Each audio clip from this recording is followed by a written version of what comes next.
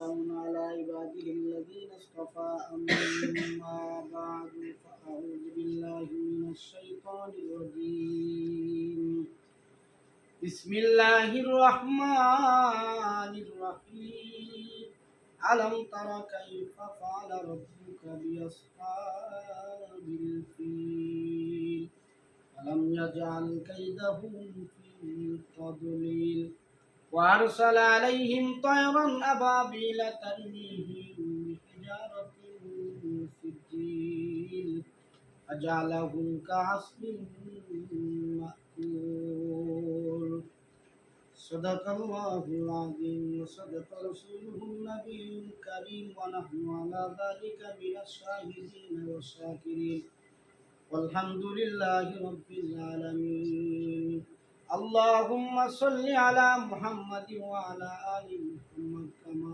صليت على إبراهيم وعلى آل إبراهيم إنك حميد مجيد اللهم بارك على محمد وعلى آل محمد كما باركت على إبراهيم وعلى آل إبراهيم إنك حميد مجيد আল্লাহ তাআলার অসংখ্য গণিত শুকরিয়া রব্বুল আলামিন 21 রোজা 22 তারাবি করে কুরআনুল কারীমের তাফসীরে বসার সুযোগ দান করেছেন শুকরিয়া আদায় করি আলহামদুলিল্লাহ। রমজানের তিনটা ভাগ ছিল, একটা ভাগ রহমত, দ্বিতীয়টা হলো মাগফিরাত, তৃতীয়টা হলো কি রহমত তো শেষ পারি দিলাম, মাগফিরাত তো পারি নাজাতে পুরে গেছি, আর সুযোগ আছে এই 8 দিন 10 দিন আর আছে। আল্লাহ পাক যেন বাকি কয়েকটা দিন ইবাদতের হালতে যেন আমরা কাটাইতে পারি, আল্লাহ তৌফিক দান করেন আমিন। তুমি যখন ভালো কাজে যখন আঞ্জাম দিবা, ভালো কাজ যখন করবা, তখন দেখবা তোমার লস হবে। কি হবে? লস। ব্যবসায় লস হয়ে যাবে, পয়সা কমে যাবে। আল্লাহ পাক রব্বুল আলামিন তোমারে পরীক্ষা করবে, সবর করতে হলে আল্লাহ ডবল ডবল দেবে। সুবহানাল্লাহ। আমি কালকে যে তাফসীরের প্রথম আয়াতের একটা অংশ তেলাওয়াত করেছিলাম, আল্লাহ পাক রব্বুল আলামিন আজকের দ্বিতীয় অংশ। বিসমিল্লাহির রহমানির রহিম আলাম তারা কাইফা ফাআলা রাব্বুকা বিআসহাবিল ফিল।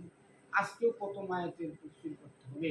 আল্লাহ পাক রব্বুল আলামিন তার নবীকে উদ্দেশ্য করে বলেছিলেন, ও নবীজি আপনি কি দেখেন নাই কাইফাফা কেমন করে বিআসহাবিল ফিল হস্তি বাহিনীর সাথে আপনার মালিক, আপনার প্রভু, আপনার রব কি পরিমাণ আচরণ করেছিল। কালকে তোমাদের শুরুতে বুঝাইছিলাম আল্লাহ নবী বিশ্ব নবী জনাব মুহাম্মদুর রাসূলুল্লাহ সাল্লাল্লাহু আলাইহি ওয়াসাল্লাম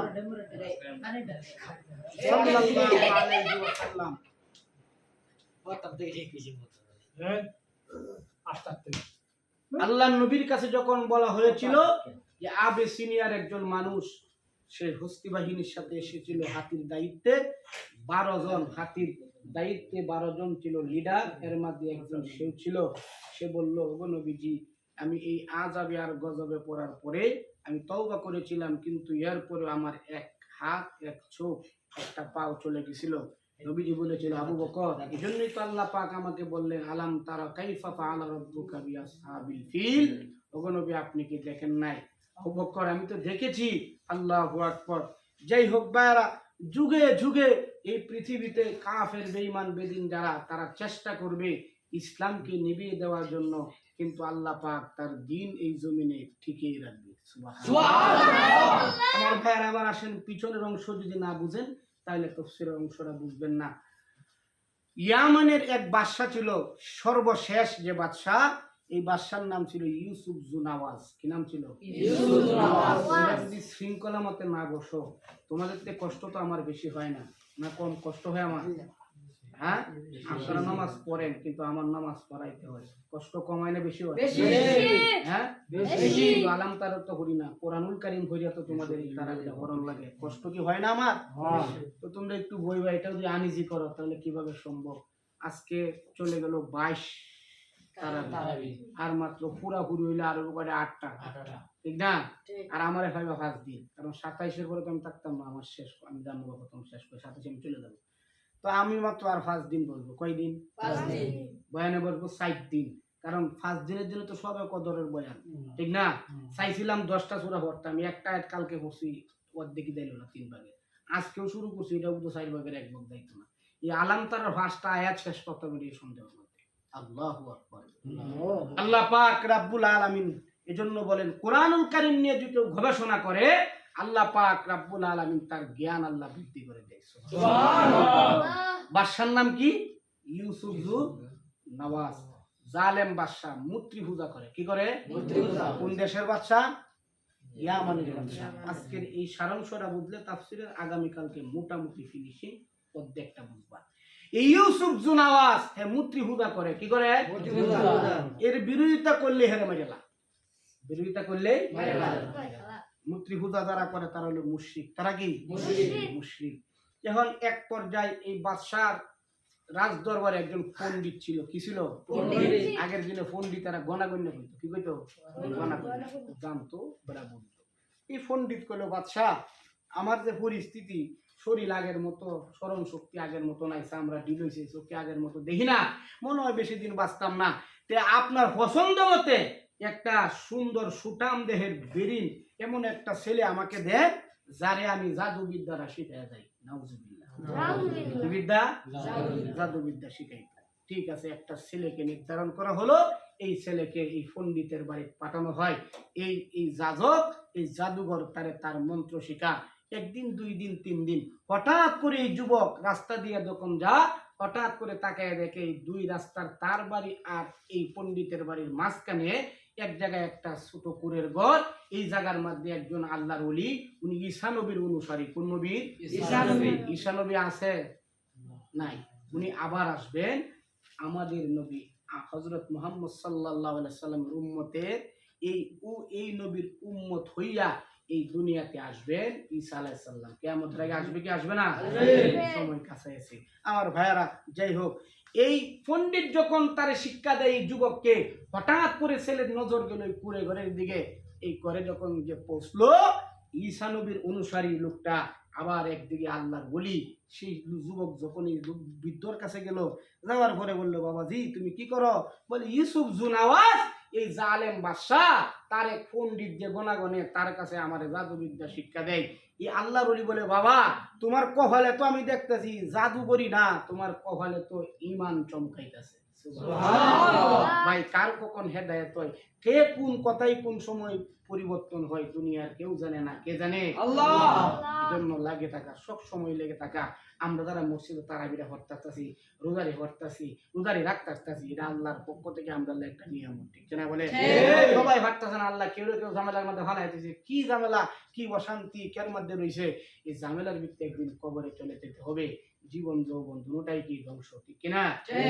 এই বাদশা ইউসুফ জু নওয়াজ এই পণ্ডিতের ভিতরে যুবককে যখন তার জাদু বিদ্যা যখন শিক্ষা দিতেছিল, ভাইরা গো, এই যুবক এবার ওই বৃদ্ধ লোকের কাছে যখন গেলেন, উনি হলেন ঈসা নবীর অনুসারী, আরেকদিকে আল্লাহর ওলি।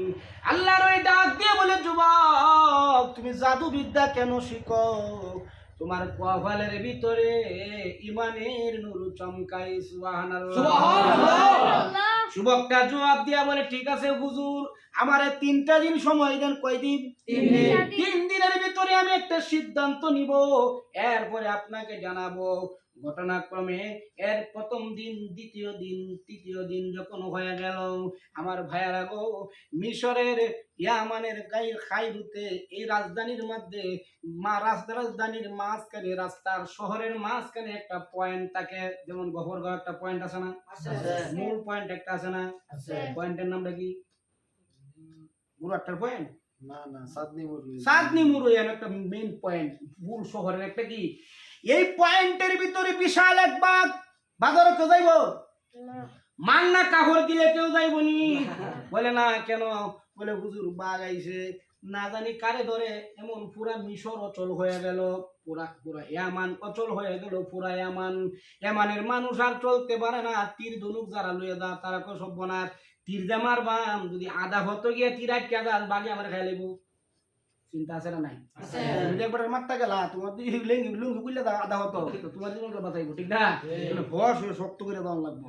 এই বাজাইতে যাইতে সবাই যখন এমন অবস্থা হইলো কেউ সাহস পায় না, ওই যে যুবক চিন্তা করলো আজগ সুবর্ণ সুযোগ পরীক্ষা করি আলবা ঈসা নবীর অনুসারী এই যে বৃদ্ধ আল্লাহর তার ধর্ম ঠিক না আমার যে পণ্ডিত যার কাছে আমি জাদুবিদ্যা শিখি তার ধর্ম ঠিক। এত পরীক্ষা করিল কিভাবে সারা একটা হাত তোল লইছে, কি লইছে হাত তোল লইয়া কইলা তার যে জাদুঘর তার নাম লইয়া কয় তার যে ইমান আনছে তার কুদার উপরে লইয়া মারলাম, যদি তার কুদাটি হয় তাহলে বাঘের একটা ফয়সালা হয়ে যাইব। এখন দেখবা ডিল যত পাতলা হয় এটা যা কম, ঠিক না বেটি? সারা যে ডিল দিছে বাঘের কাছে দুপুরের কথা আধা হতো গিয়ে ডিল গেছে, এটা তো কাম হইল না। পরে দ্বিতীয়বার আরেকটা পাথর লইয়া আরেকটা ইটটা লইয়া ওই যে ঈসা নবীর অনুসারী যে বৃদ্ধ লোক বলছিল আল্লাহর ওলি, বলে ওই আল্লাহর ওলির আল্লাহর হেজার ইমান আনছে তার এই ইমানের উপরে বর করে আমি এই ডিল দিলাম। দিতে দেরি আল্লাহ পাক রাব্বুল আলামিন এই ডিলরে বাতাসের সাহায্যে স্পিড বাড়াইয়া বাঘের একটা তাল্লার মধ্যে আনছে। পালতে দেরি বাঘ মরতে দেরি না। সুবহানাল্লাহ। আচ্ছা এই ডিল দিয়ে বাঘ মরার কথা মারাইছে কে? আল্লাহ। বাঘ যখন মারা গেল মানুষ চিন্তা করলো রাস্তা সব ক্লিয়ার হয়ে গেল, 7 দিন মুরার কোনো ঝামেলা নাই, আবার গফরগাঁও আবার মার্কেট শুরু হয়ে গেল। এই ছেলে দইরা ওই যে পণ্ডিত ওই যে আল্লাহর ওলি বুজুর্গ ওনার কাছে গেলেন, গিয়া বলে আল্লাহর ওলি আমার বুঝ এসে গেছে আপনার ধর্মই সত্য, এর মধ্যে সন্দেহ নাই। কিছুদিন পরে ওই যে ইউসুফ জুনাওয়াজ জালেম বাদশা সূরা ফিলের তাফসীরের এই ঘটনা বইলিয়া, এই ঘটনা যদি না বলি তোমরা তাহলে তুই তাফসীরের সংজ্ঞা বুঝবা না। ইউসুফ জুনাওয়াজ ওই জালেম বাদশার যে জাদুঘর হে কয় বাদশা নামদার এই যে ছেলেরে আমনে কাওয়াই হেরে যে আমার বারাত পাড়ান হে তো আমার বারাত আয় না, বলে কেন তার মতি গতি বালা না, বলে খবর লও গোয়েন্দা খবর লইয়া দেখে ওই যে ঈসা নবীর অনুসারী আল্লাহর ওলি তার কাছে বায়াত হইয়া কালমা পড়ে মুসলমান হয়ে গেছে। সুবহানাল্লাহ। এই হোক অনেক লম্বা ঘটনা। বাদশা ওই আল্লাহর ওলি রাইনা শুলে যখন চড়ায় দিবে আর ওই যে যুবককে কি কইলো বলে সাগরে নিয়ে ডুবায় মারো, কই মারো আল্লাহ পাক সাগরের পানিকে অর্ডার দিলেন, ও সাগরের পানি রে খবরদার তামাম দুনিয়ার মানুষের ডুবায় মারতে পারো কিন্তু এই যুবককে চুল পরিমাণ ক্ষতি করতে পারবা না। সুবহানাল্লাহ। দেশের মধ্যে যখন বিপদ আসে তখন দেশের বাদশা কি করে এলান জারি করে, চৌচলি যারা বলে কি বলে না, দেখবা পিঁপড়ার মধ্যেও সভাপতি আছে, কি আছে? দেশে যখন বন্যা হয় তখন পিঁপড়ার সভাপতি পিঁপড়াকে জরুরি একটা মিটিং করে, কি করে মিটিং করে, কি মিটিং বলে পানি হয়ে যাইব আশঙ্কাজনক, গফরগাঁও ব্রিজের মধ্যে পানি আইব, 2 তলা 3 তলা মধ্যে পানি আইব, তাহলে বাঁচবার কি সিস্টেম? এই কথা বলার সঙ্গে সঙ্গে পিঁপড়া যে হানুই তাক যে দেশ তাক বন্ধ তা হোক সব একটা নেজন হোক। কিন্তু আমরা দেশের যে নেতা আছে এমন কমন করলে কাম হয় না, আরো আইলিয়া যা, ঠিক কিনা কর? আমি বালা বুদ্ধি হচ্ছি না হুবিদা জায়গায়, ঠিক কিনা কর? তো শুধু অতটুকু শেষ করে নাই, কমন করে দেখো সবাই যে এক জায়গায় জমা হইছ তখন পানি আসবে তখন তোমরা কি করবা? খালি ঘুরবা পানির মধ্যে, কি করবা? একসাথে তাইতো না, যদি তলে যাইব 1 মিনিট পরে তারা উঠে ওঠার সুযোগ দিবা, এভাবে তোমরা থাকতে থাকবা। কিতাবের মধ্যে লেখে ফিফুরা এইভাবে 6 মাস থাকতে। আর আমরা যদি এমন সিস্টেম হইতে বলা হয় ভাই পানি আইব হুতুর উপরে রাখতো যে তলে ভরবো 6 মাস 6 দিন সম্ভব এর আর নিচে হবে তো, ঠিক না? এই জন্য আমরা আগাইতাম পারি না, আমি আর নিচে গেলাম না, সময় কম। আমার ভাইয়ারা যাই হোক, এখন এই বাদশাহী ছেলেকে যখন সাগরে নিল কামনা পাহাড় নাই মারতারে না, লম্বা ঘটনা, তেলের মধ্যে ফলাই কাম হয় না, তখন ছেলেটা ডাক দিয়ে বলে বাদশা এই ইউসুফ জুনাওয়াজ তুমি কি আমারে মারলে তোমার অন্তর ঠান্ডা? বলে আবার জিগা। আল্লাহ কোরআনে বলেন উত্তম পরিকল্পনাকারীকে আল্লাহ। ওয়া মাকারু ওয়া মাকারাল্লাহ ওয়াল্লাহু খায়রুল মাকিরিন।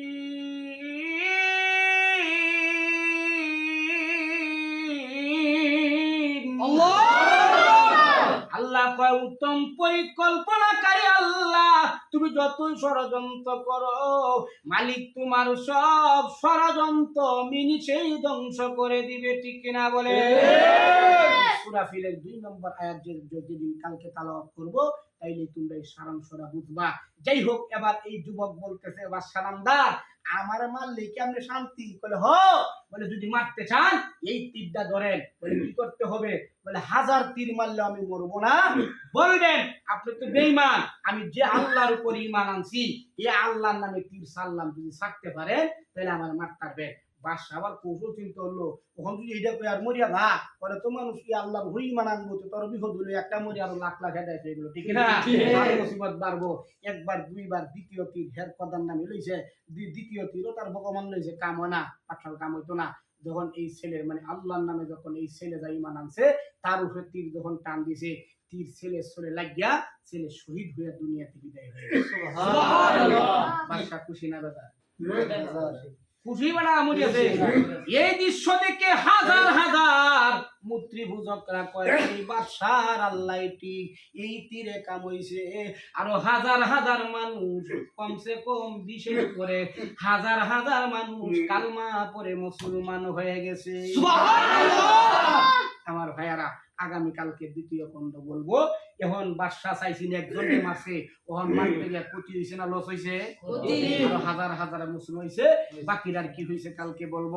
আল্লাহ পাক রব্বুল আলামিন কোরআনুল কারীমের মাধ্যমের মধ্যে বলেন, আলাম তারা কাইফা ফাআলা রাব্বুকা বিআসহাবিল ফিল।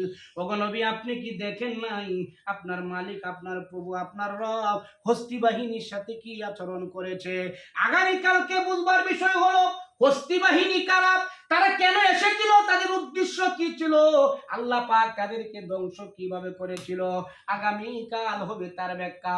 তাফসীরে নূরুল কোরআনের মধ্যে লেখেন এই ঘটনা ঘটলো কবে? আল্লাহর নবী পৃথিবীতে আসার 50 দিন আগে। কয় দিন আগে? আরো জোরে। 50 দিন আগে। রাইসুল মুফাসসিরিন হযরত আব্দুল্লাহ ইবনে আব্বাস রাদিয়াল্লাহু তাআলা আনহু বলেন, 22 মুহররম রবিবার সংঘটিত হয়েছিল এই ঘটনা। আমার ভাইয়েরা, আল্লাহ পাক রব্বুল আলামিন বলেন, আলাম ইয়াজাল কাইদাহুম ফি তাদলিল। আল্লাহ পাক তাদের ষড়যন্ত্রকে নস্যা ধ্বংস করে দিয়েছে। সুবহানাল্লাহ। ইরানের উপরে অত্যাচার হামলা ইসরায়েল আর আমেরিকা শুরু করেছে। মনে রেখো, তারাও ধ্বংস হয়ে যাবে। মুসলমানদের উপর, ইমানদারদের উপরে যারা অত্যাচার নির্যাতন করে, অস্ত্রের জোরে যুদ্ধ হয় না, যুদ্ধে জয়ী হইতে হয় ঈমান আর আল্লাহর প্রতি ভালোবাসা দিয়া, ঠিক কিনা বলে? ইমানদার মুসলমানদের পক্ষে যিনি সাহায্য করেন তিনি হলেন কে? আল্লাহ। ওয়া আখিরু দাওয়ানা আলহামদুলিল্লাহি রাব্বিল আলামিন। আগামীকাল দ্বিতীয় খণ্ড হবে। আল্লাহ পাক রব্বুল আলামিন বাকি কয়দিন আমাদেরকে যেন কোরআনুল কারীমের তাফসীর শোনার তৌফিক দান করে। আমিন। অসুবিধা? না। আমি শত কষ্ট, শত যন্ত্রণা